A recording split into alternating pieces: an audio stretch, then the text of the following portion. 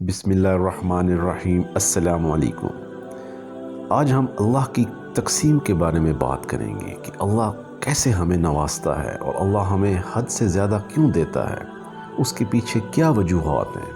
تو اس کے لیے ایک ہم چھوٹی سی مثال پیش کرتے ہیں۔ ایک پروفیسر صاحب تھے، ان سے کسی نے پوچھا کہ آپ کے کتنے بچے ہیں؟ میں نے کہا کہ 3۔ انہوں نے پھر پوچھا کہ ان کی عمریں کیا ہیں؟ میں نے کہا کہ 9 سال، 7 سال اور 3 سال۔ انہوں نے کہا کہ پھر تو یقیناً آپ یونیورسٹی سے واپسی پر ان کے لیے کچھ نہ کچھ لے کر جاتے ہوں گے۔ میرے اسبات میں انہوں نے پھر استفسار کیا، آپ ان چیزوں کو ان میں کیسے تقسیم کرتے ہیں؟ پروفیسر صاحب، میرا ایک بیٹا ہے اور 2 بیٹیاں ہیں، اور چونکہ بیٹا بڑا ہے اس لیے میں چیزیں اس کے حوالے کر دیتا ہوں اور اس سے کہتا ہوں کہ انہیں آپس میں بانٹ لو۔ انہوں نے کہا کہ اگر آپ کو کسی دن یہ پتہ چلے کہ آپ کا بیٹا آپ کی لائی ہوئی چیزیں آپ کی ہدایت کے مطابق تقسیم نہیں کرتا یا انہیں بانٹنے میں انصاف سے کام نہیں لیتا تو آپ کیا کریں گے؟ پروفیسر: اگر کبھی ایسا ہوا تو اس کا حل تو بہت آسان ہے، میں اگلی بار اس کو صرف اسی کا حصہ دوں گا اور بیٹیوں کو حصہ انہیں الگ الگ سے دوں گا۔ یہ سن کر ان کے چہرے پر ایک معنی خیز مسکراہٹ ابھری اور انہوں نے ایک ٹھنڈی سانس بھرتے ہوئے کہا کہ آپ کی اس بات میں وہی فلسفہ کار فرما ہے جس کی بنیاد اللہ تعالیٰ نے اپنی عنایت و تقسیم کرنے کا فارمولہ طے کر رکھا ہے۔ اللہ تعالیٰ آپ کو جو رزق اور نعمتیں عطا فرماتا ہے وہ صرف اور صرف آپ کے لیے نہیں ہوتی، ان میں بہت سے لوگوں کا حصہ ہوتا ہے، اور جب تک وہ حصہ ان حقداروں تک پوری ایمانداری اور انصاف سے پہنچاتے رہتے ہیں آپ کو وہ حصہ اسی تناسب سے ملتا رہتا ہے، اور آپ بھی دنیا کی نظر میں مالدار، سیٹھ، جاگیردار اور سرمایہ دار بنے رہتے ہیں۔ لیکن جب اس تقسیم میں کوتاہی یا بد اعتدالی ہوتی ہے تو اللہ پاک آپ کو صرف آپ کے حصے تک محدود کر دیتا ہے اور اس ریل پیل سے محروم کر دیتا ہے۔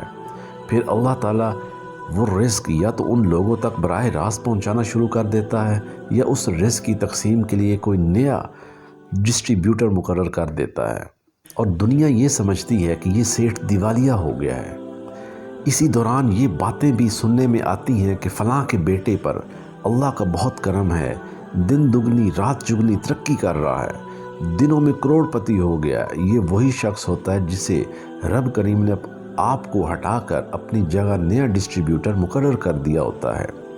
دیکھا جائے تو اللہ کی تقسیم کا یہ معاملہ صرف رزق تک ہی محدود نہیں ہے، اس میں عزت، سکون، امن اور آسانیاں بھی شامل ہیں۔ خاص طور پر عزت کا معاملہ بڑا خاص الخاص ہے اور اس کو بہت اچھی طرح سمجھنے کی ضرورت ہے۔ اللہ عزت کے معاملے میں بہت حساس ہے۔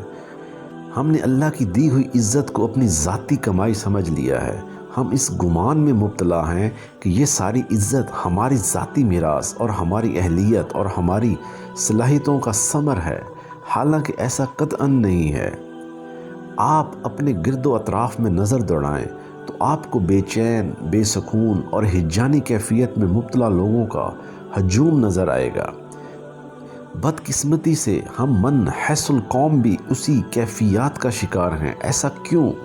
باقی اقوام عالم کے مقابلے میں ہم اتنے محروم کیوں ہیں؟ کیا یہ ہماری بدعمالیوں اور گناہوں کا نتیجہ ہے یا کوئی اور معاملہ ہے؟ ہم نے رب کی دی ہوئی عزت سے لوگوں کا حصہ نکالنا چھوڑ دیا ہے اور اس طرح عزت کی ترسیل میں کمی واقع ہو گئی ہے۔ ہم نے رب کی دی گئی آسانیوں کو بانٹنا چھوڑ دیا ہے اور وہ آسانیاں بھی ہم سے چھن رہی ہیں۔ ہم اپنے غریب ہمسائے کے مجرم ہیں، اس غریب بچی کے مجرم ہیں جس کی شادی کا کل خرچ ہمارے بچے کی سالانہ پاکٹ منی کے برابر ہے۔ ان تانوں میں برابر کے شریک جرم ہیں جو وہ تمام عمر کم جہیز لانے پر سہتی ہے۔ ہم اس بیمار بچے کے مجرم ہیں جس کے علاج کا خرچ ہمارے گھر میں کھڑی بہت سی گاڑیوں میں سے کسی ایک کی قیمت میں ہو سکتا ہے۔ ہم اس عرض خواں کے مجرم ہیں جو قرض لے کر دور دراز کے گاؤں سے ہمارے دفتر اس غلط وقت پہنچتا ہے جب ہم اپنے کسی عزیز یا دوست سے گپ شپ میں مصروف ہوتے ہیں اور وہ اگلے دن کے لیے ٹال دیا جاتا ہے۔ اس اجتماعی بے چینی، بے سکونی، بے برکتی اور ہجان سے نکلنے کا بس ایک ہی راستہ ہے کہ ہمیں اپنے روزمرہ کے رویوں کو بدلنا ہوگا۔ ہمیں یہ سمجھنا پڑے گا کہ مخلوق کی عزت دراصل خالق کی عزت اور مخلوق سے پیار دراصل اس خالق سے پیار ہے۔ کیا ہم ان اقوام کا مقابلہ کر سکتے ہیں جہاں انسان تو انسان جانور بھی اپنے حصے کی عزت، پیار اور سہولیات کا حصہ پوری ایمانداری اور دھڑلے سے وصول کرتا ہے؟ جب ہم پیار کی جگہ نفرت، عزت کی جگہ حقارت اور بخشش کی بجائے محرومیوں کا بیوپار کریں گے تو پھر ہمیں یقین کر لینا چاہیے کہ وہ خالق دو جہاں جلد یا بددیر ہمیں ہٹا کر کوئی نیا ڈسٹریبیوٹر مقرر کر دے گا۔